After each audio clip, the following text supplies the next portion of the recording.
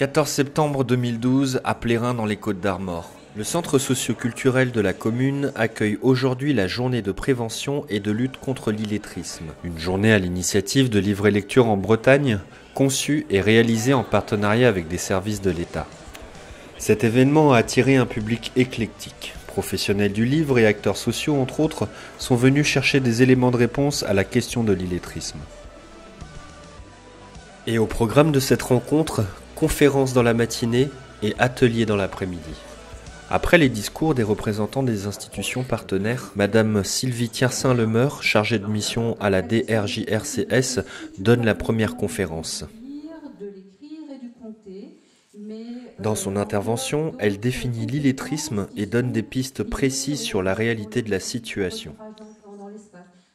Donc ça concerne des personnes qui ont été scolarisées en langue française en France durant les 10 années au minimum de formation obligatoire, d'école obligatoire, et qui ne maîtrisent pas suffisamment les compétences de base, ce qu'on appelle les compétences de base, donc le savoir lire, écrire, compter, raisonner, se repérer suffisamment pour être autonome. Ainsi, en 2006, en France, 3 100 000 personnes étaient en situation d'illettrisme. L'illettrisme touche les zones rurales à hauteur de 50% et la majorité des personnes concernées par le phénomène ont plus de 45 ans.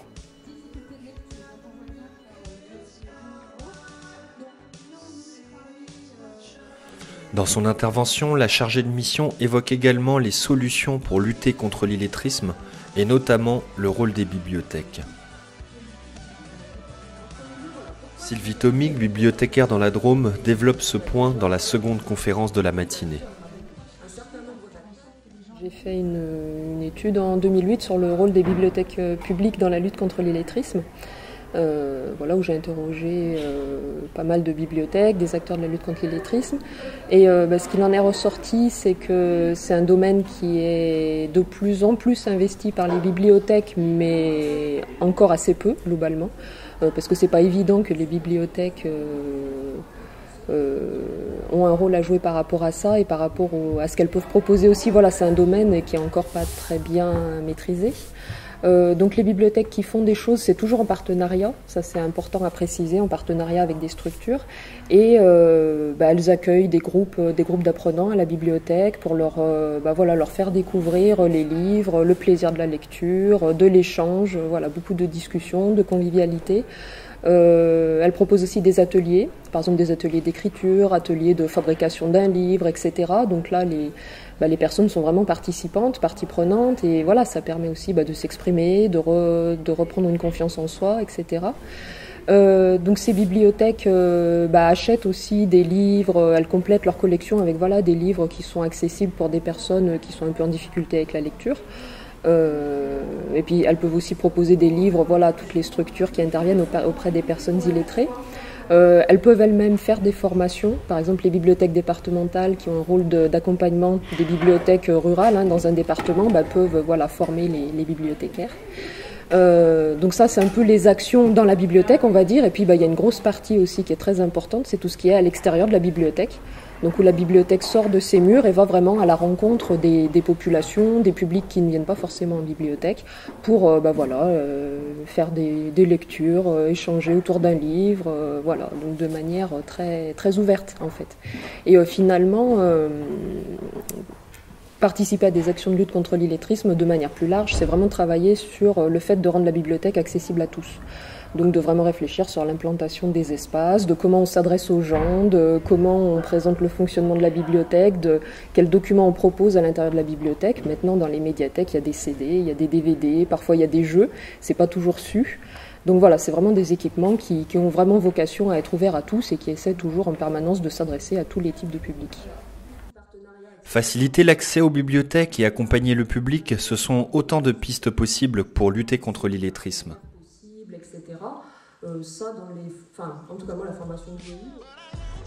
Sur le temps du déjeuner et dans une ambiance conviviale, les organisateurs ont offert le dessert. C'est l'occasion pour les participants d'échanger sur une matinée riche en informations. La seconde partie de la journée est consacrée aux ateliers répartis dans les différents espaces du centre culturel. En salle plénière, après le visionnage de plusieurs films sur la question de l'illettrisme, la compagnie de théâtre Petit Pas pour l'Homme a animé un théâtre forum, c'est-à-dire un atelier de mise en situation autour du thème de la journée. Bonjour. Je viens parce qu'en fait, je voudrais un livre et du coup, voilà. Et alors je voulais, parce que c'est la première fois que je viens, alors je connais pas trop comment on fait et tout ça. D'accord, donc écoutez, vous sonnez à la bonne porte, puisque les livres on n'en manque pas. Alors, vous allez voir, les livres donc, sont classés par genre et par auteur. Vous voyez, on commence là-bas par les livres historiques, donc là j'ai tout le théâtre forum, c'est du théâtre interactif en fait. Donc où on amène les gens à débattre, à discuter ensemble, à tester des choses, puisque nous on pose des scénettes à partir de situations donc, qui avaient été écrites en collaboration avec les organisateurs donc, de la journée. Donc ils les avaient validées à partir de témoignages, etc. Et puis là donc les gens peuvent tester des choses, puisqu'on part d'une situation qui a priori se passe pas bien, en tout cas. Le titre c'est Comment faire pour. Là on avait comment faire pour accompagner des personnes en situation d'illettrisme, etc. Et donc tout ça est posé à partir d'une scénette et les gens vont pouvoir venir tester tester des alternatives, on voit les conséquences, etc. Donc c'est très vivant. En parallèle, Élise Novellon de l'association Tribu en filigrane et Guénaël Closier de la Bibliothèque des Côtes d'Armor mènent un atelier sur la prévention de l'illettrisme en milieu rural. Ça a commencé par Guénaël Closier, qui a pu rendre compte des projets portés par la Bibliothèque des Côtes d'Armor et comment elle pouvait s'inscrire dans un milieu rural et comment ça se passait. Et puis moi je suis intervenue sur présenter sur le territoire de Questembert comment nous on pouvait travailler aussi cette prévention en milieu rural. Et puis on a terminé par et qui était important, un moment d'échange avec les participants et de questions, éclairage et puis questions en suspens aussi qu'on a pu évoquer et juste suggérer. Enfin, à l'étage supérieur, Marianne Morel du service médiation des bibliothèques de Rennes et Sophie Marotte de l'association Lire et Délire parlent de leur travail dans les espaces lecture situés en zone urbaine. C'est un espace, un lieu de vie autour du livre de la lecture qu'on souhaitait présenter aujourd'hui, même si on n'a pas forcément l'étiquette prévention de l'illettrisme. En fait, dans nos propositions, on s'était aperçu effectivement qu'il y a des personnes qu'on peut dire un peu éloignées de la lecture, qui passent les portes de l'espace lecture et qui, à travers les animations, on peut répondre à ce besoin, cette demande de répondre, d'être un peu prévention autour de l'illettrisme, autour d'animation. Tu veux rajouter quelque chose ? Voilà, des biais détournés, des accès indirects. Voilà, donc on a présenté aujourd'hui, on a présenté qu'est-ce que c'était ce lieu d'expérimentation et pourquoi, quelle était la différence avec une bibliothèque de classique, traditionnelle, plus traditionnelle en tous les cas, parce que même je pense qu'aujourd'hui les bibliothèques évoluent énormément. Et puis des actions concrètes, des témoignages, et puis on souhaitait l'échange. Maintenant, moi un petit peu, enfin c'est très très bref, mais les réactions que j'ai pu avoir là en quelques minutes, c'est que voilà, ça peut bousculer des schémas un peu, les codes les a priori qu'on peut avoir sur une bibliothèque. Je pense que ça peut bouger des lignes, en tous les cas, au niveau des bibliothèques. Faire avancer les choses, bousculer les mentalités, c'est sans doute l'un des messages les plus marquants de cette journée, à l'image des virgules jouées par la compagnie Petit Pas pour l'Homme.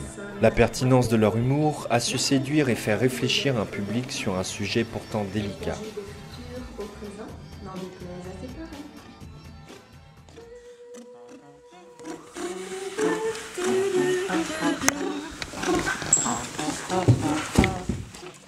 Quand elle dit qu'elle veut passer sans licence. La nouveauté est en licence de lettres.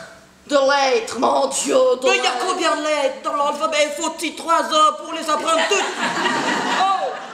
Ce qui était délicat, c'est que en gros la mission, c'était, la commande, c'était il faut être drôle, léger, pertinent et en même temps égratigner un peu, être un petit peu... être un petit peu virulent, etc. Donc c'est la limite entre l'impertinence qui va remuer un petit peu et puis effectivement carrément être vexant ou blessant ou moqueur, etc.